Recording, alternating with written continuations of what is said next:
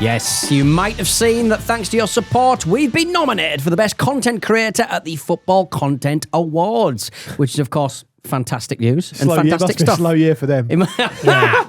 We are not content, though, with just a nomination. We want to see Marcus Speller having sex with another trophy. Yeah. You know, when we saw Marcus Speller throw his purity ring into the crowd and start humping that lump of resin that's behind you on the desk there at Lukey Moore, we had such a great time watching that I wouldn't unfold. touch it. I would not touch it. It's been sanitized. It's very pregnant. I like the idea of Marcus trophy, but I like it even more when it's like all of a sudden, without him intending it, it's become his trademark. Exactly. So he has to do it all the time. But I think he's comfortable with being bawdy if it's in a football context. I agree. Is that fair? I think we all are. Because he's also quite, as we found out from the numerous mentions of the cuck chair, it's very uncomfortable watching bawdy activity. Yes. Yeah, he is. So, Get out of the comfortable chair and into the cook chair, as Jake Humphrey would say. As Jake Humphrey would say. Yeah. Yes, we want Best Content Creator at the Football Content Rewards. Rewards. Awards. For that to happen, we need your votes, though. This weekend is the last chance to have your say. So don't hang about. Click the link in the show notes and vote for the Football Ramble in the category Best Content Creator. I'm looking down the lens of the camera that we've got here in the studio because we're content creators, people. We're not just audio boys anymore. We're content creators. Have we superseded the best podcast? I mean, presumably there's a podcast category, is there? There is. I don't know. There is, right. But we're not in that. We're just content creators. Everyone's Media nodes. The people who are doing the shortlist have gone, I don't rate them as a podcast. No. But I suppose they're technically content creators. Yeah, so. I mean, would you describe us as content creators? Well, Jim does that weird, spicy kind of sort of hot tub streaming, doesn't he? He does actually. Sits topless in a but that's very much his thing. That's his thing, and he calls not give us any of the money. He calls it the cuck tub. Hot Jim. Yeah. No, you say it's his thing, but it is actually a football branded hot tub. It is. Yeah. We didn't sell many of those. Hot Jim time machine. Yes, the voting closes on Sunday night, so go and do it now before you bloody enjoy your weekend, for crying out loud. So last night at Wembley, connected by EE, it was England 3, Wales 0 in a big fat friendly. Rodgers popping up with a goal, Watkins and Saka as well. The match was actually played under the partnership between the FA and the Alzheimer's Society, which was great. 22 fans living with dementia walked out with the sides, and in the second half they removed all the names from the shirts. I don't think they removed the names from all the shirts. That would be just another shirt. Just another shirt, really, without the names, which is obviously drawing attention to memory loss, a common symptom of dementia. Yeah, I'm running the Great South Run on Sunday. Not this Sunday, next Sunday. Is that why you've been doing little shuttle runs up and down the corridor? For the Alzheimer's Society, Right. Raise money for them, Good man. I was pleased to see it. Brilliant. Yeah, good stuff. Well, yes, England beat Wales at home in an international friendly. England have now won their last 8 games against Wales by an aggregate score of 17-1. To see Craig Bellamy in his lovely little bouncer's jacket in the post-match, he didn't look broken. He kind of knew this was coming. You kind of have to look at the second half performance and sort of say, he must have done something at half time to sort of tidy this all up, look. I quite like his energy, don't you? Yeah. Do you like Craig Bellamy's manager energy? Yeah, 100%, yeah. I like it. Sanguine. I think he's super honest. And as I said on, I think, Wednesday, not in a kind of Ange Postecoglou embarrassing way, because he said, didn't he, after this game, look, we got our asses kicked, and that sometimes you need to have that happen to you, which I think, to be fair to him, is why he wanted to play England in the friendly ahead of this big important Belgium game. Presumably as well, that's also because so they wouldn't have to do a load of travelling, which would have made it even more difficult. I mean, they were beaten 3-0 by Belgium in a first half in recent memory as well. And then they had an amazing comeback, and they came off the back of it. They lost 4-3 in the end, didn't they? This was a really good early performance from England, to the point where it made it very difficult to assess anything in the second half at all. But I thought they obviously came out the blocks really fast. That seems to be part of the plan that Tuchel wants to kind of go with, and they blew Wales to bits. Really, they just pulled them apart, and I think it could have been an awful lot worse than 3 at half time for Wales. Yes. Wales found it very, very difficult to deal with what England brought and how they did it. Their dynamism up front, their movement, the front four were really good. I thought Gordon and Saka particularly were absolutely fantastic. Morgan Rogers kind of extended his good England form, which appears to be happening at the behest of his quite poor Aston Villa form, which you'd think would probably start to improve over time. But for him to get his first England goal as well was massive. He seems like an absolutely lovely lad whenever I've seen him interviewed as well. So all in all, it was such a good first half an hour from England that it was, like I say, it was really difficult to assess anything in the second half, because Wales changed it massively at half-time. They're quite a difficult team to play against as well, I think, and Thomas Tuchel said that. And then, obviously, because it's a friendly, these changes start happening after about an hour and the whole thing kind of just peters. But, I was super impressed with England. I thought it was really important for them to follow up off that Serbia result with something impressive, and I think they did that. Yeah, I think the little things they did well was often when England come across a team where they have two banks in front of their goal, they play a lot in front of them. And I felt like on Thursday night there were more people running beyond the ball from actually quite straighter angles instead of like trying to cut in and break the offside line. I think it was you end up piercing whatever armour they're trying to hold up in front of you without using the ball. Yeah. Because you drag people every which way, you find those gaps in the end quite naturally and quite easily as it was.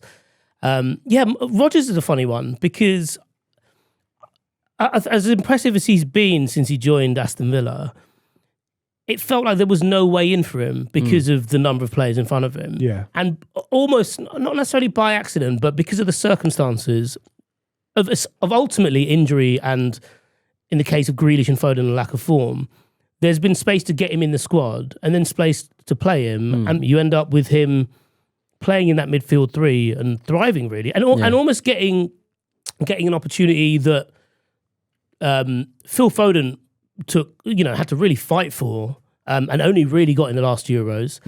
That Jack Grealish has never been entrusted with. That other players of that ilk have had to make do. I think I'm thinking going further back now of someone like Mason Mount, who likes being in the middle, but has had to make do with being out wide. And he's nailing it. I mean, he's as Luke said, there's a real charm to him. But yeah, like I do feel a bit for Wales, but like it was a proper like deforestation effort. Only this time, an area the size of Wales was back. It was interesting to see Gordon, because you mentioned Grealish there. Gordon occupying that left side position. He is just absolutely incessant. He's so fast. He's so positive. He gives some of the people things to think about all the time. And I just think if you've got the creativity in a number 10 role of Morgan Rogers, who's at it, and I don't think he has been at it for Villa this season so far, but he seems to be good in an England shirt. And then you've got Saka on one side and Gordon on the other. And then you've got a base of Rice and Anderson. Anderson was fantastic again. Uses the ball so well. Rice is just so experienced, so strong, so good with set pieces, so good positionally. It's a real it's a set of weapons. It's just a toolbox where you can just pull anything apart. Do you think that? I mean, you mentioned Gordon in glowing terms. Do you think that left hand side is solved with Gordon there? I think that he's not been great in his club setup this season. They've played some really, really strong teams, obviously, right at the top of the league. So there is that. But he has kind of found it quite difficult to take on the mantle of goal scorer for Newcastle United. But his best performance has been in the Champions League, right? So he's done well in the Champions League, and then Premier League he's found it a little bit tough. Look, maybe, but I think, if we just said it with Rodgers, and it wouldn't be the first time a player has been really good for England who's perhaps suffered a little bit for their club. But Newcastle are in a position where they've played Arsenal, they've played Liverpool, they've played Barcelona at home in the Champions League. So they've had some tough games. So, also, he's had some tough roles within those games, having to play up front, as in like through the middle rather than out wide. I think the thing I always think about with, or the thing I always end up feeling whenever I watch Anthony Gordon, whether it's for England or Newcastle, is that it must be so annoying. So annoying. Yeah. He's an absolute rash. Because of the way he's constructed, if you went to just kick him to try and get him off his game, he's so knobbly that he'd probably hurt you more than you'd hurt him. Like kicking a stickle brick. Yeah. Yeah. It's like stubbing your toe. Yeah. He's like the wide man equivalent of stubbing your toe. I just sort of, I almost sort of think that the fact that he had no pre-season last season just went straight into it. Because it was he's under. No, that was the year before. Maybe was that the year before? Yeah, when he signed. So the start of his second season with Newcastle, he did the under 21s and then went straight. He was offered a break and he said no. Went straight into that, and that was actually quite endearing because he obviously had a difficult initial start to his Newcastle career. Yeah, and then this close season has just been all about Alexander Isak. He's never had kind of just a normal season where he's a starting member of his club side right throughout his career, obviously, because he's still quite young. That Saka glide, man, we've missed that. Yeah, haven't we? What a goal! What a goal! I know you can There's probably an argument to say you can prevent that because you know what Saka's going to do. You know, he's like a surgeon. He goes inside and cuts. How many times? can't prevent and about how many players do we end up saying that? Yeah. And maybe it comes to a point where, Maybe it's really Arjen hard to Robben do when it. he's 34 being like, you know what, fine, we'll give you that. You've done it for long enough. I think Saka's in the midst of that. There was, as soon as he cut in, I was like, oh, he used to, because it's been ages since we've seen him play. So I was like, oh, he usually got his goal. Yeah, fine. But if you're the keeper, you just go, I'm going to go over here because you know it's going to end up in the top left. What was interesting about that goal as well, particularly, the angle's so acute. You're used to seeing players do that, as Vish has said, but it tends to be on the corner of the box, maybe a bit further over. Yeah. This was very, very tight, which in a weird way seems to make it even harder for the keeper if you get it right on the button. But the problem is, Lee Dixon spent quite a lot of time last night talking as obviously a fullback of some repute, saying you need to do this, you need to show him down there. It's like, well, you can't fucking do that, because his ability, his brain is too quick. The way he shifts the ball is too quick, and the reality is, I think smoothness. But the reality is that if you're always looking to react to something, you're always going to be second. It doesn't matter how quick your reactions 100%, are. If they're quick enough, you can't stop it. And so it's just such a weapon to have. I also think it's really interesting, and Tuchel's kind of alluded to this a bit in the post-match, in between slagging off the fans, which I thought was quite funny. Maybe we'll come on to that. He said that people have got to fight for their places. Morgan Rogers is a number 10. He'll fight for his place like anyone else. And then he said, there may come a time when we have to play without Bellingham, and we have to play without Kane, and we can't make excuses. And so what he's doing is he's dressing up this selection as, we need to plan for when we haven't got these players maybe. But I think what he's also doing is he's saying, this is working well for me at the moment. Last time out, we had a really good result in the last break, international break. Anderson was in situ, Rogers was in situ, one or two others were in situ, so we're going to keep it like that until I need to change it. So it's almost like he's bringing a club mentality to it, which is, of course, what he said he would try to do in the first place. So I find it really... And the reason that's so refreshing is because no matter how long you've supported England, and even if you take into account Gareth Southgate's kind of reinvention of the team, part of the reason he came to the end of the road, and there were other reasons, it doesn't last forever anyway, but it was because he had these favourites that were kind of undroppable. And if Tuchel actually genuinely gets into a position between now and next year where he is literally just picking players on form, and he's not gonna bow under the pressure to pick a certain player, I don't know we would have seen that before. And that's quite interesting. Yeah. I'm not suggesting he's really not going to pick Kane for the first game of the World Cup. I'm just saying that he feels comfortable not using certain players. Yeah, and I also don't think he's not going to pick Bellingham for the first game of the World Cup. The way I see it, amid all like the more emotive side of it, is that for Bellingham in particular, he will look at how England plays, and when he comes back into the 11, one of the things he's going to do when he comes onto the pitch is he's going to take off his cape, because he's like, don't need the hero in you. You've seen how we play. Yeah. You're more than good enough to play in this team, but you know exactly what you need to do in that position. Yeah, because we've been doing it for a year. So he's trying to pull out the desperation from the inside. But without actually losing, lighting a fire under the best players some of the best players in the world is not a bad thing. No, definitely not. I agree, and I think also at the back, Stones, who's had real bad injury issues over the last year or so and has not played an awful lot. That was a worry when he fell down. You hear him scream he as like well. He was in a lot of pain. I think it was maybe just an impact thing. I mean, I haven't seen any news, so maybe he has got an injury, but he carried on. Yeah. But him and Gay at the back look pretty solid, which is good. What a lovely little assist from Gay, by the way. He had 2 assists. Sorry, the first one. First one was brilliant. It was.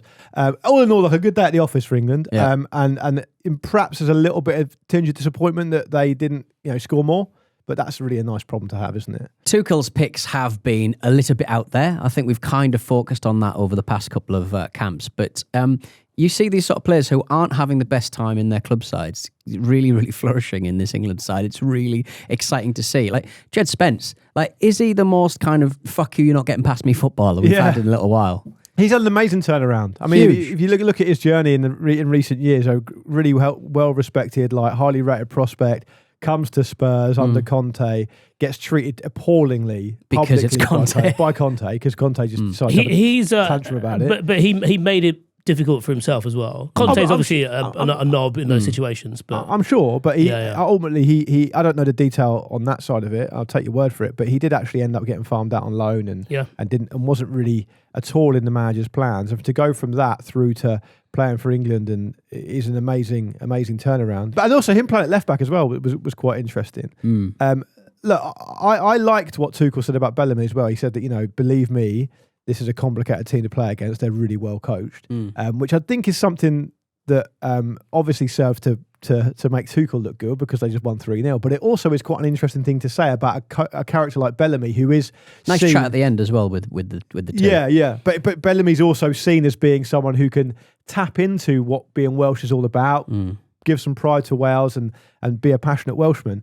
But the fact that he's been kind of lauded, perhaps in quite a self-serving way, but lauded nonetheless is like a manager who's able to coach a team well was quite interesting as well, I thought. I thought the whole thing was a pretty good night at the office. I don't think you can have too many complaints. Restricting a team like Wales to just half-chance sort of volleys, like they're having there was a header, wasn't there? There was a header. Yeah. You just sort of look at that and sort of go, they've barely had a kick. They've barely had a kick in front of goal. And when they have had a chance, it's just been, you've got 1 second to get a shot off. And it looks so desperate at times. And you kind of love to see that as an England supporter. And can I go back to something you said earlier about the picks that Tuchel makes? I mean, what's really interesting for people in our position, I suppose, is that we can have these criticisms about it, and we don't want to be too revisionist about it because you're talking about. No one's going to remember. We do a show every day, Luke. Let's just change our opinions. That's the point of it. Yeah. David Ray, give him a new contract. They have done, haven't they? They have done. Yeah. They listened. Probably got spurned him on. Spurned him on. Yeah. But it wasn't that long ago that England were having quite questionable results, right? And so you can't be too revisionist about it. But the point I just wanted to make was that you sometimes you sit and you question Jordan Henderson being involved, or Ruben Loftus-Cheek getting a call up ahead of someone else, or even Morgan Rogers, who's not started the season that well, or whoever. But ultimately, what does it come down to? It comes down to how good the team are. And if they keep winning, if you beat Serbia 5-0, you look great in a friendly, and then you secure your qualification on Tuesday by beating Latvia, I think depending on how other results go. Yeah. I mean, ultimately, it's all just chutney, right? It doesn't really matter because what he's doing is working. And so that's a really important point to make, I think. Ruben Loftus-Cheek, you just mentioned there, his first England appearance for 6 years and 328 days. Yeah. There's never, I think there's been one gap that was longer than that, but only barely, but incredible, really. It was the first time that England named a starting 11 without a player from at least one of Chelsea, Liverpool or Manchester United for the first time since June 1992, which was against France. We owe a debt of gratitude to Mikel Arteta, I think, in many ways. I like Thomas Tuchel doing that because in the same week that Steven Gerrard said that they were a bunch of egotistical losers when they played for England. Tuchel's like, right, that's all the excuse I need. Yeah, nice. I mean, Tuchel himself said after the game, I do like the fact that he's not scared to sort of put the boot in. He doesn't give a shit. He doesn't give a shit. The stadium was silent. We never got any energy back from the fans. It's a bit sad because I think the team deserved big support. Thomas Tuchel, has he even been to Wembley connected by EE before? I mean, it's a pretty. It's always like that. It's always like that. School children and bored. There were several journals, isn't it? There were several paper airplanes went past the camera. Yeah. Even though England were 3-0 up. That is disrespectful. That's disrespectful. Yeah. It does suck the energy out of the game going 3-0 up quite early, doesn't it? Yeah, it does to a point. But Wembley is, for England games, especially outside of tournaments, is just an exhibition atmosphere. Let's have another band. Well, so the band were giving it some. The band were doing their best. Yeah, maybe that was a problem. but I think this reinforces the fact that, firstly, he's obviously right. And I mean, I think it's fine to say so, but it's never going to go down well, so whatever. As a German as well. Yeah. He was complaining about the roundabouts the other day, wasn't he? I've thought this for a while, and I'm sure loads of people agree with me, but they should be taking England games around the country. Totally. Not least because it's a big country, and getting around it is getting harder and harder by the week, seemingly. Yeah. And you almost want two things from England. You probably want a bit of empathy from Tuchel. It's almost like, right, you go around the country watching Premier League games. For one round of games, try and do that on the train. Yeah. And by the way, when you're there, I haven't seen you cheering once. So hypocritical. Sitting there quiet with a notepad. It's not helping the atmosphere. But and then to flip back to taking games around the country, look at that game yesterday, Thursday night. If you're going to Wembley from outside of London, you would almost certainly need overnight stay. Yeah. Because it's so hard to get a train after 9 p.m. You know, I travel a lot by train for work, and it's ludicrous. I think watching the way that you sort of dealt with I think 5 or 6 hour delay of our train after a Ramble show in Glasgow down to London, we were all stressing out. Vish was like so calm about it. I was all. stressed out because I was sitting next to Peter. But because you travel so much by train, you're just like, I'll just get me work done. It's just like, right, I'll just take a deeper breath. Yeah. And we'll just like, okay, we'll go to Edinburgh and then we'll wait for that train. Yeah, and then you we'll were take drinking a loads of slow- cans as well. Yeah, But that always helps. Yeah. A handsome young professional like you shouldn't have to deal with that though, Vish. It's a testament to your character that you've just taken it so well. Get to the entourage. Who did deserve it then? Pete, definitely. Yeah, Right. definitely. Pete's a terrible travel companion. He's always all over the No, place. no, he's Absolutely not. not, I'm fine. Because Marcus talks too much. Yeah, that's true. no, that's 100% true. My reaction was like, right, you got to deal with this one way, and that's the way. But you were the devil on my shoulder because I was thinking this and didn't say out loud. And I turned to Pete, and he's looking up flights from Glasgow back to London. I thought, yes, I had bang one once. on. I had one once where Pete got given the wrong seat on the sleeper train back from Glasgow, and he lost his absolute mind and just disappeared and did a megabus on his own instead. There's a megabus on my own. It's mental. On taking England around the country, I totally agree 100%. And I think on the Ramble we've said this quite a lot over the years, and the only thing that stops me saying it every single time is the fact that Henry Winter also always says it. Right, okay. Never go full Henry Winter. No, I guess not. Think of the lads' Tinder accounts, though, you know what I mean?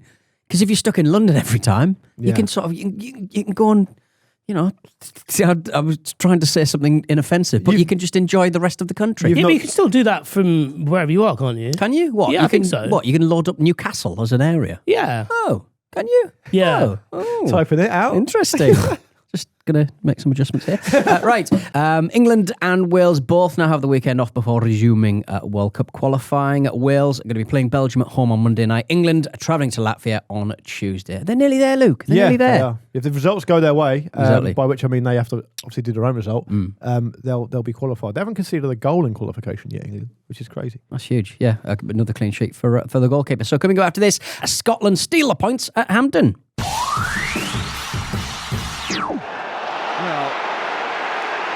He's thrown himself to the ground in the box. That's comedy gold from the guy. I mean, come on, mate, get up. Your team's 2-1 down, you're not getting a penalty. Ivanovic is going to go to his bench. Oh, hey, Lazarus.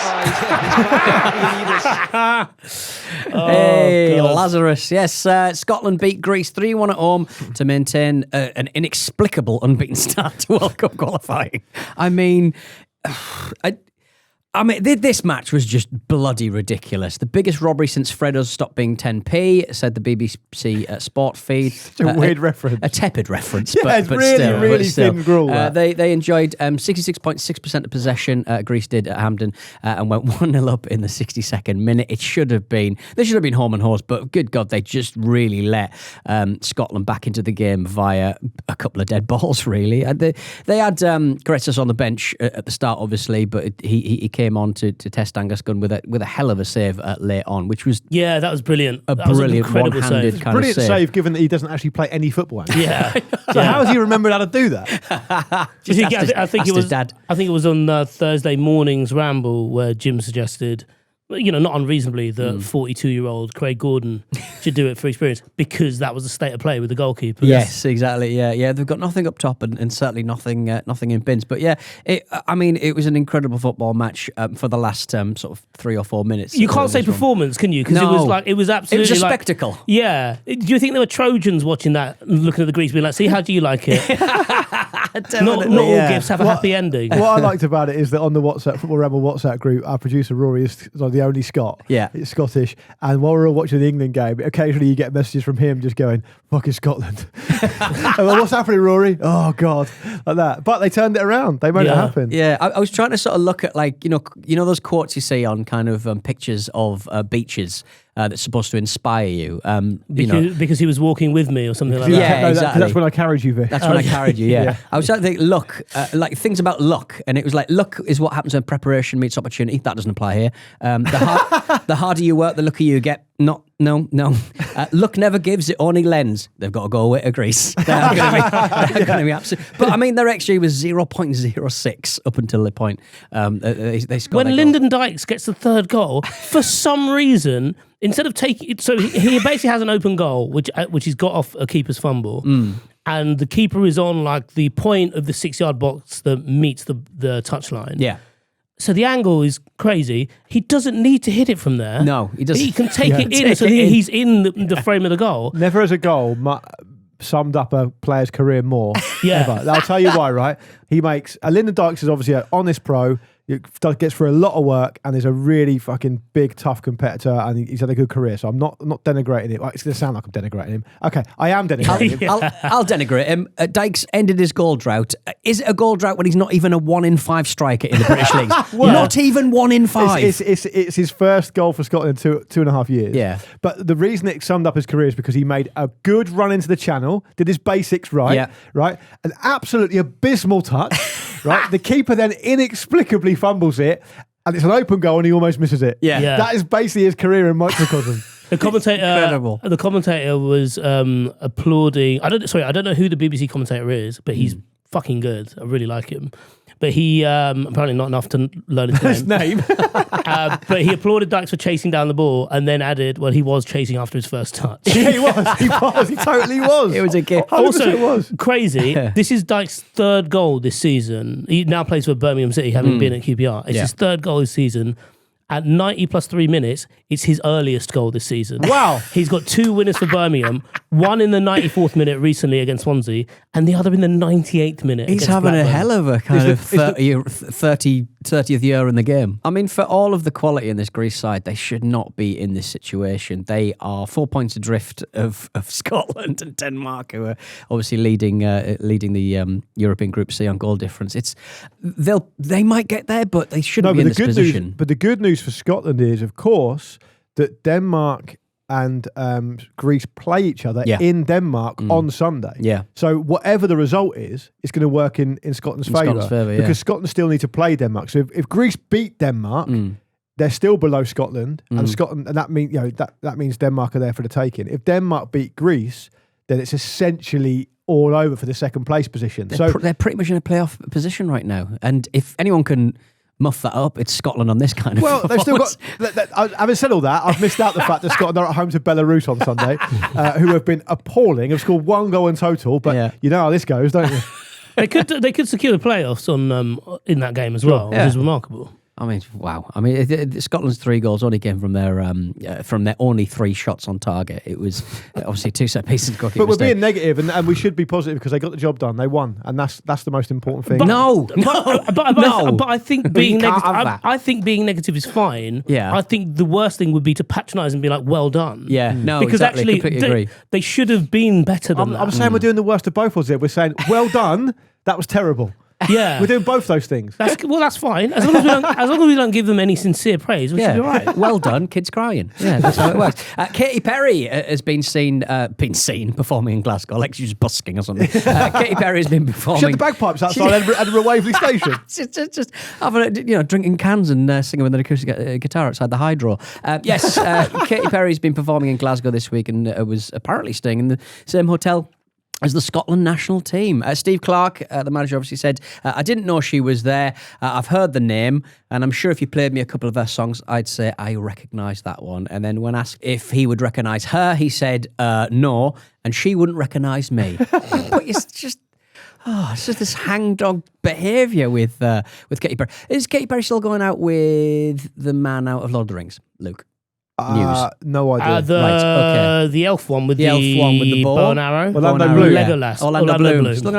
I have no idea, mate. They seemed wonderfully chaotic. But I do feel like it's weird. So Steve Clarke has presumably got kids who are going to be of early adulthood now, I presume. Yeah. And Katy Perry sold like over 150 million records worldwide. I think sometimes football people have to pretend that they're not interested in common stuff. I like it because far too often these days, whether it's like politicians or football managers or whatever, they kind of pretend to be involved. Yeah, and I think it's cringe. It's like Keir Starmer bit, wasn't it? That you were talking about. I hate all that. I prefer a quite a kind of dour 60-odd-year-old manager of the Scottish football team. I don't know fucking that is. What are you asking that for? Yeah. And I bet as well, Katy Perry, no. Katie Tunstall, yes. Maybe. It'd absolutely be like, Ask David Moyes, do you know who Katy Perry is? No. And if you're not careful, I'll give her a bit of a slap, he'll probably say.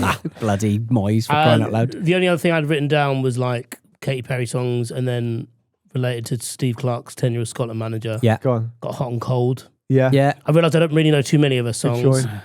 We scored a goal and I liked it. You haven't got the internet today, have you? And then California Girls, I tried to do something with that, but I couldn't get past saying it in a Scottish accent. So it's just California Girls. They've got a song called Dark Horse. They could be the Dark Horse for qualifying. Yeah. Yeah, that's true. Or it's like ill horse that can't really seem to get over the line.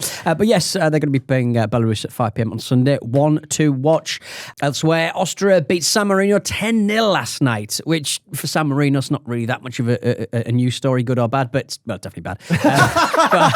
But every outfield player in Austria's starting 11 registered a goal or an assist. That is incredible. That keeper needs to raise his game. I'll be surprised if that's ever happened before. That must. No. Well, you've got to score a lot of goals, I guess, for that to happen. Sure. Exactly. And this is Austria's record ever win. So Arnautovic got 4 as well? Yeah, he did. Right. Yeah. He's sort of been greedy there. Because you could technically win 5-0, couldn't you, and get that sort of every outfield player to be involved in a goal. I'd be well surprised. I'd love someone out there to take 5 minutes off calling us and tell us if that's ever happened before. I'd be surprised if it has. But speaking, it was a bit of a night for record wins last night because that was Austria's best ever result. Yeah. And the Faroe Islands beat Montenegro 4-0. 4-0. Which is equal to their best. I think it's equal to their best ever result as well. Yeah, and against Montenegro, who are an actual. I mean, I know they're not the team they were, and they're ranked down at 80th or something in the world now. The top 100, which is they were up as high as like 16th though at one point. Right. Yeah. Okay. So they're not exactly in vintage nick. But I mean, I watched the highlights of this game because when I first saw the score, Faroe Islands 4, Montenegro 0, I was like, what? So I found it. Speaking of Lord of the Rings, I went on my own very long journey to Mordor. Also known as the UEFA website, to try and find the game. Quite difficult, doesn't it? Eventually found that it. thing. Did you log in? You had to log in. Did you prove your age? One camera highlights. No commentator. Cheers, UEFA. Where's all the money going? And anyway, the Faroe Islands were really good value. I genuinely think they should have won about 6-0. Right. They hit the post in the last minute. 4-0 up. 5-0 feels big. And there was one cleared off the line. Do you think their manager full time was like, fans have given us nothing? Yeah. Well, the Faroe Islands Stadium, behind one of the goals, it's just a load of what looks like hotel function rooms. Right. There's no fans. It's mad. And that is the equivalent of England winning 13-0, which is their record win, or Germany winning 16-0, I've looked all these up, as they once did against the Russian Empire in 1912. Right. Or even Australia winning 31-0, as they did in 2001. So it's a joint record result for Faroe Islands. One of their scorers used to work as a frozen pizza salesman. Arnie Frederiksberg. It just seems like he used to obviously combine his semi-pro football career with a job as a frozen pizza salesman. I feel like that's not enough products to make money from. No, do you know what I mean? Exactly it's a very limited range. You've got to be doing it in bulk. Like even the Rington's Tea-Man started selling lemonade eventually. Maybe that's what he got famous off of. Maybe he was selling a load of frozen produce. Maybe he made his name in pizza. He started flirting with like bits of offal. Yeah, he's obviously got a PhD, but I say the name Dr. Urtka to you. Right. And he's a yogurtman. Yeah. He's a yogurtman. Dr. Urtka is across the board on produce though, and he does a lot of stuff. Very versatile. Am I thinking of Onken Moose? I think I've got Onken yogurt. Onken yogurt. Yeah, Dr. Urtka. Sorry. Yeah. I wouldn't be surprised if Dr. Urtka does lend his name to a series of yogurts. Yeah. No. Is it kind of like a cold Palmer situation where Dr. Urtka can't get on Onken's moose train? Well, because it's passing off. Because it's passing off. I'm starting to wonder if Dr. Urtka was one of the scientists who moved to Argentina in the late 40s. Wait, you're not seeing him for ages, for crying out loud. I just looked it up. Dr. Urtka do the following products. They're German. They do baking powder, cake mixes, frozen pizza, puddings, cake decoration, cornflakes, birthday candles, and of course, because they're German, beer. Nice, okay. So pizza's the only savoury produce they make. Yeah. Right. Oh, it goes great with a pizza, one would suggest. Going back to the Montenegro thing, one more thing that makes this even more hilarious if you are someone who likes to take the piss out of Montenegro inexplicably, is that their manager is Marko Vucinic, the great Roma and Lecce? Lecce player, who has taken the Montenegro job because they're having such a nightmare. They thought they'll get him in. And I don't know that much about Montenegro football, but clearly he's one of their best ever players. He's never managed before. He's 41. Get him in there. Took the job last month. 4-0 against Faroe Islands. Incredible. Done absolutely no coaching whatsoever. To be fair, I'd give him 3 more years, I reckon. He needs 3 years to show what he can do, yeah. He needs to know the squad. He needs to know what he can get out of them. Yes, France are hosting Azerbaijan in World Cup qualifying tonight. Jean-Philippe Mateta has been called up to the national team for the first time. He had to sing the Champs-Élysées in front of the whole squad. He was terrible. He was absolutely terrible. Did he have to sing that? Do you not get to choose what song you sing for an initiation? I suppose if he's national team. I think national team you got to sing something like that, haven't you? I suppose. But he sang it into like a bottle of seltzer, and he didn't give any sort of. Was it hard seltzer? Maybe that's why he was so bad. Into a White Claw. The singing was so poor that the players around the table were all just getting a bit awkward after a while, weren't they? Mbappe looked a bit like, oh, God, wish I hadn't made him do that. Speaking of Kylian Mbappe, mum action. Yeah, we've been waiting for this. Mbappe has been speaking about how her son deals with fame and said recently that, about how much of a shame it is to be that famous and you can't really go anywhere anymore. Crying. Sometimes he'd drive around the ring road in a Peugeot 206 just to see what it feels like. That can't be real. It's just a bit Partridge, isn't it? It's the most Alan Partridge thing you could do. Do they still make Peugeot 206s? This is like a proper old school one. It can't be real. He can't drive stick. I think that's an important point. Yeah. Well, do they do an automatic model in the 206, Peter? Maybe they do. I don't know. I'm only recently a car guy, so yeah, it's been kicking around since. So so for him driving a Peugeot 206 and you driving that Japanese monstrosity, the Toyota Century. Yeah, what are you trying to pretend to be? I'm dressing for the job I want, killing in the Yakuza. Right. Remember the Yakuza. Is the partner you have access to still not like being in the car? Because everyone beeps at you all the time. Because everyone beeps at you, because the nerds give me thumbs up and stuff. Yeah. Sorry, do that again. People beep at you. People bit like let Top Gear men wave at me, give me the thumbs up. Yeah, and like because it's such a ridiculous car, isn't it? It's so ridiculous. Sticks to cigarettes as well. Where do you live? Japan. But what do you do, Luke, to kind of feel like you're connecting with your past? I like to go into a Thetford Forest every other Sunday and just scream as loud as I can. If we're doing this like Alan Partridge. No, I'm just very much me cup of cheese. Just enjoy a little cup of cheese. You like a microwave cup of cheese, don't you? Microwave a cup of cheese. So Pete's got a thing where he puts a load of cheese on top of an upturned mug, microwaves it, so it goes all melted, and then just eats it with his fingers. Eats it. Yeah. Oh, Petey Donaldson. Yes, coming up after this, Spurs are given a war chest. Welcome back to the Football Ramble. Spurs released a statement yesterday. Spurs! Did you enjoy your microwave cheese in the break? Spurs! What's the best type of cheese for it? Just it's that kind of cheese doesn't melt very well. US mozzarella would be US terrible. government cheddar. You know the one that they had in that cave. Yeah, in the 50s, whatever. Yes, Spurs released a statement yesterday morning stating, "We are pleased to announce that our majority shareholder, the Lewis Family Trust, has injected 100 million pounds of new capital into the club." The statement continued to state that the investment would equip the club's leadership team with additional resources to continue the focus on driving long-term sporting success. They've cashed the Jaguar hats, or whatever it was, whoever played in the NFL at the weekend. Oh, is that right? Yeah. Yeah. They sold 100 million pounds of Jacksonville Jaguar hats, and they're injecting it right back in. I don't know who played. They've turned that around real quick. They have, yeah. That invoice has been paid so fast. They got one of those money counters. You can't believe it. But I mean, it's so. So basically, they've sold. If each of those Jacksonville Jaguar hats were £10, just for the ease of maths. Yeah. Right. They've basically sold 10 million Jacksonville Jaguar hats at one NFL game last weekend. Exactly. That's easy. Exclusive, isn't it? Business. Yeah. It's as easy as that. If you want to read my book, I've written a book on it. It's Art of the Deal and all that. But so we on the WhatsApp group were basically, thrashing around in our sort of football headspace and going, I was doing that, basically saying, they're putting this money in to get Kane back. Yeah. Because he's not happy. They're loading it onto the club transfer Monzo.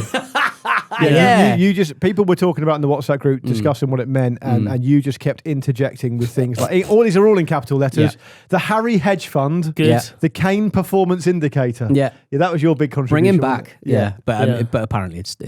Well, I think it's just a because there's been a lot of people floating around, haven't there, talking about how Spurs is going to be taken over, or there's potential, new investors and all the rest of it. It's the biggest cash injection since 2001. There we go. But it must just be the Lewis family stating their intent, right? Right. We're here to stay. We're investing more money in this. And also, a bit of stability after the fact that Levy's moved on. There's a bit of, perhaps a little bit of upheaval because he's been there for so long. And, the fact they used the word initial in the headline, suggesting there might be further injections to come, just basically saying that we're here to stay and we're serious about this. Man in yellow suit behind a tree going like that. Could be. Please. But there's also talk that it could have just been a reallocation of the money that Levy, because Levy had this plan to put a hotel at the Tottenham Stadium, didn't he? Yes. And the Lewis family, I believe, stopped it. So maybe they just reallocated that money and said, look, we're going to do this on sporting success rather than hotels. Yeah. Daniel, you fucking stop with this. And so... it's just a big statement of intent, I would say. But, great news for Spurs because really, Spurs fans are used to essentially the opposite of this, aren't they? So they must be absolutely loving it. Yeah, it's more, I suppose, not thought through, but I suppose it speaks a bit more structure around whether it's transfer dealings or otherwise, that they have that money there. It's not even... trying to think of the word.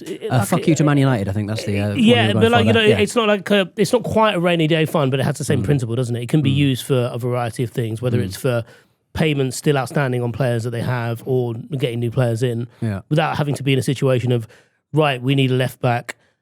How much do they cost now? Shit, they're going to charge us over the odds. It's just constant, topping up of a particular fund, and I think also if you do invest that amount of money into it and it affects the shareholding and stuff, you probably have to announce it for regulatory reasons anyway. Yeah. So I know some people are saying, isn't this a stupid thing to say because you're going to basically get shaken down for transfer fees? But I think you do actually have to. So you may as well PR it. I feel like if you've got that stadium as well, like people are just going to come to your house and be like, "Yeah, you could afford it." Yeah, it is a very. So what very happens if nice people come to your house? I wish. Ceiling's caved in again. Oh, that's a shame. Hasn't caved down in years. Hasn't caved down in years, and then suddenly your ceiling caves in once, and then you're known as a man who doesn't have a good ceiling. Actually, we're coming up to the 2-year anniversary of my ceiling falling on top of me. In my defence, it's the only thing I know about your house. Yeah. The only reference point I've got about your house. Honda Jazz outside. Yeah, Top still gear got the manual. Jazz. You still got the Jazz. Yeah. You still going strong. Honda Jazzes are great. Do you think I was offered $5,000 for it the other day? What? Yeah. That must have been a pervert. That's genuinely. Was he a Ramble listener or something? What's going on? He waved at me and I stopped in the middle of the road, like, stop waving at me. I'll give you $5,000 for it. Sold as seen, cigarette butts in the ashtray still? No, I was never smoking your own car. All right. Oh, really? Okay. Yeah. Vape? No. Hard drugs? Yeah, fine. You know those mukbang videos of people sat in their car? Yeah. I'm just doing that with lines. Yeah. You ever do the old Craig Charles smoke a bit of crack in the backseat with a porn mag? Yeah. You ever do that? As in Robot Wars, man. Yeah. Did he do that? Is that libelous? Oh, no. No, God, no. He didn't have Matilda in there with him, did he? It is. It was Circular lot. shunt right up his bum. There was Matilda, avert your eyes. One of my favourite news stories. What are you doing? Snap out of it. Oh no, Hypno Disc is in there. Whenever I hear him on Six Music Not a talking house about robot Hypno Disc. No, but a champion, a proud champion. Whenever I hear him on Six Music talking about soul and funk, all I think about is him in the back of that car making his Addison Lee driver, might not have been Addison Lee, probably was, Addison Lee driver from London to Manchester for Coronation Street, I think, get out of the car and buy some different pornography from the garage because this one was all in a foreign language. Is that right? All in a foreign language. What would Terahertz think of that? Terahertz. Did you just Google that? I'll Google a load of them. Yeah, unbelievable. Yeah. Yes. Well, speaking of ceilings falling in, Manchester United, Turkey Al Sheikh, a Saudi Arabian government official, one of the more famous ones under the lovely MBS. It's mad how you can be a Saudi Arabian government official, also a multi-billionaire. Yeah. Presumably they're related, and essentially have completely taken over one of the most historic sports in the world in boxing, and then just pipe up on Twitter talking about Man United. He's the guy who obviously the boxing guy. He has just been involved in the WWE sort of move to Saudi Arabia for WrestleMania. Is he? He's the very thin-skinned one. Who there's a wing of a Riyadh jail that is basically dedicated to his so-called dissidents who basically slate him on Twitter about being a bad football CEO or something. Is that so? There was maybe I don't know if it's the same guy, but the person who essentially was in charge of the Saudi Comedy Festival. Yes, I believe he is involved in that. Yeah, has a wing for the same thing, so it might be the same guy. Same guy, Wow. Taghi Al-Sheikh. He's very good. He's the one who will. He wrote a horror film, and Jeremy Irons starred in it. He's a busy guy, man. He basically at one point at one of the There'll be dismembered limbs. Why are you getting this just off the top of your head? Great sci-fi, great effects. He had a man who criticised him on Twitter, and he got picked up. He brought him into this massive sort of room, this massive palace room, blindfolded him, took the blindfold off, and it was just him in this massive palace. Said, "You delete." Slapped him in the face and said, "You delete what you just said about me on Twitter." Absolutely wild. Absolutely wild. But yeah, Taghi Al-Sheikh. The Saudi Arabian government official, posted on X this week saying, "The best news I heard today that Manchester United is now in an advanced stage of completing a deal to sell to a new investor.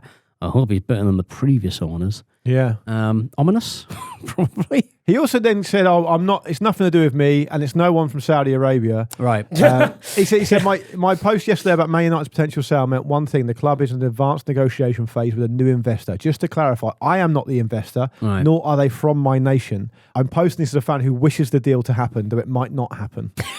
So, interestingly enough as well, if you take Ratcliffe, the Glazers, and Turkey Al-Sheikh, Turkey Al-Sheikh is the least wealthy of all three of them.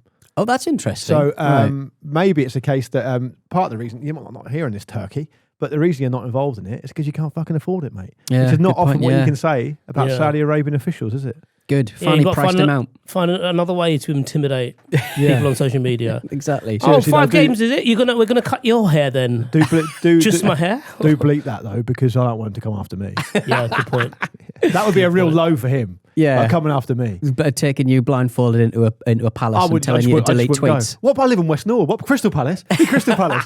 Taking me blindfolded to Crystal Palace. They get you on enemy lines. Yes, Jim Ratcliffe has recently said that Ruben Amorim needs 3 years to this prove. Was great. 3 years to prove he is a great coach. If I had my way, this would have been top of the running order today. This is the best quote of the season so far related to Man United. He also said again that he's never had a free lunch. Yeah. Right. He's never had a free lunch. Yeah, which obviously is to be untrue because everywhere you go in a corporate manner, you always get free lunches. That's the one place you do get free lunches. He's not queuing up for the kiosks at a United game that he's at being like, oh shit, are you out the hot dogs again? Yeah, they're all free lunches. Why is no one saying to him at some point, I know we talk till the cows come home about how bad the press is around Man United and how shit they are at it. And it is obviously the case that whoever's in charge, possibly even Ratcliffe himself, just doesn't see PR as worth any kind of money whatsoever, right? So maybe I'm asking my own question there. But the point I want to make is, why is no one grabbing hold of Jim Ratcliffe and saying, stop doing interviews, you're shit at them. Yeah. You're absolutely shit at interviews. I thought he was Stop fucking talking. I thought he was quite okay the first, when he,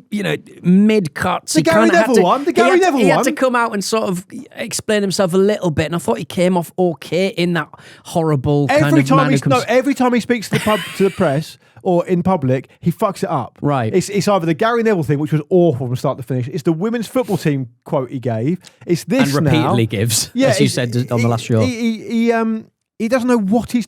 I know he's successful. I'm not doubting his success. I'm sure he's very good at whatever it is he's good at. I mean, I think it's healthy to doubt billionaires. Yeah, fine. Yeah. But the point is, he's not very good at this. Yeah. And it's the arrogance of it to keep doing it over and over again and keep causing even bigger problems for the club, and without even having the self-awareness to go, do you know what? Right, what I should probably do is get a spokesperson or listen to the PR company and what they're telling me, or find someone else who can articulate the vision that I have for Man United, because I am terrible at it. And he's got absolutely no self-awareness whatsoever. I also think at least someone should say to him, and maybe the problem is that when you are that wealthy, you end up in a situation where no one around you tells you the truth. Yeah. Or you just think you're good at everything because you're good at one specific thing or whatever. Yeah, but because no one around you tells you the truth as well.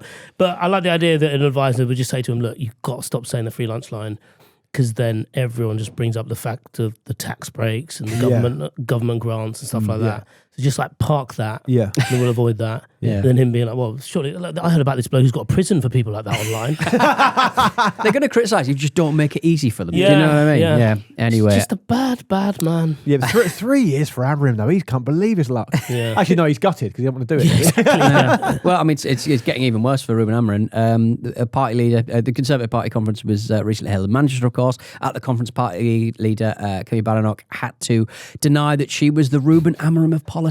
Now, Yeah, that's a new low for everyone concerned. That's a new low. In that interview, she clearly didn't know who Ruben Amorim was. No, but I guess it's kind of like, she's more anonymous than that, one would suggest. She's not quite Paul Jewell, she's Glenn Roeder. Do you know what I mean? Let's hope that she's not Paul Jewell for several reasons. No, but the Derby County terrible performance. Because the reason that the interviewer said it was because he said to her, you keep saying you'll be successful, you just need more time. Doesn't that make you the Ruben Amorim of politics? Which she obviously flat batted away in the way that politicians do, but I don't think she had any idea what the question was. No. And everyone lost. It was one of those ones where out the situation, no one came out of it with any credit at all. I know he's not a good foreign secretary, but you need to give them time. Who was the manager when Palmer went bust? Do you know what I mean? Yeah. It's that kind of vibe, really. Yeah. She'll be the last leader. Finally for now, as we head towards the end of another fantastic Friday Ramble, even if I say so myself, one manager who has been recently sacked is Russell Martin, of course. Martin went back to Loch Lomond the day after Rangers sacked him. Loch Lomond was, of course, where he took a squad for a bit of a wild swim. He was once again spotted swimming in the loch. It's lovely. Worrying, I guess. Yeah. Beautiful part of the world, but worrying if you've just been fired. You're seen Oh, near a body so of water. My God. If you happen to be into wild swimming and you like it, Deserves a quiet night. one day, good REM reference. If the one day you need to go and do your wild swim is probably after you just lost your job, and now you're saying Like you a can't do rebirth it. sort of thing. I just make it look like you've just discarded all your clothes by the water's edge and then you're off. When I asked you a while back about what you thought was the most important thing that you did for self-care and for mental health benefits, Broadcastable. you said it wasn't really broadcastable. You said it anyway. You Poppers. said a dog walking a wank is what you said. Yeah, well, there we go. This is his version of that. It's just dog walking away. Honestly, the state of your hands with that melted cheese as well. So painful. Russell Martin had to suffer the indignity of not only losing his job so early on at Rangers, must be the shortest serving Rangers manager ever. He must be. Yeah. But he also had to sit through a good 3 minutes in the press conference of Brendan Rodgers bigging him up, defending him before he lost his job. That was the kiss. That was the kiss of death. Even the Celtic manager is showing us so much empathy with you. Yeah. I feel like he's suffered enough. I don't think we should take the piss out of him and go wild swimming. No. Well, yesterday you guys discussed Tory MSP Murdo Fraser saying that Rangers should avoid hiring vegans, Buddhists, and Green Party members as their managers. He's been reported to the police by somebody. I mean, I know legally you have to notify someone when they've been reported to the police. A lot of this furore about you can't say anything these days. You literally, if you've been reported to the police, you kind of have to be told that you've been reported to the police. That's why these stories come out. But Murdo Fraser has always been a prime dickhead. Member of the Young Conservatives in Scotland in the late 80s. You have to be a prize prick to be doing that in the late 80s. He's also alleged to have stolen a plaque commemorating the struggles of Nelson Mandela as well. Yeah, good stuff. So, cracking. Yeah. Just when you thought it couldn't get any worse. No. There we go. But should people be reported and arrested for that stuff? You should be. So airing alleges. You're having a dog walking a wank. That's not a criminal offence. Not at the same time. The dog doesn't watch. Right. Better than the walking a dog wank. What a terrible way to end a show. As has become the tradition. As has become the tradition.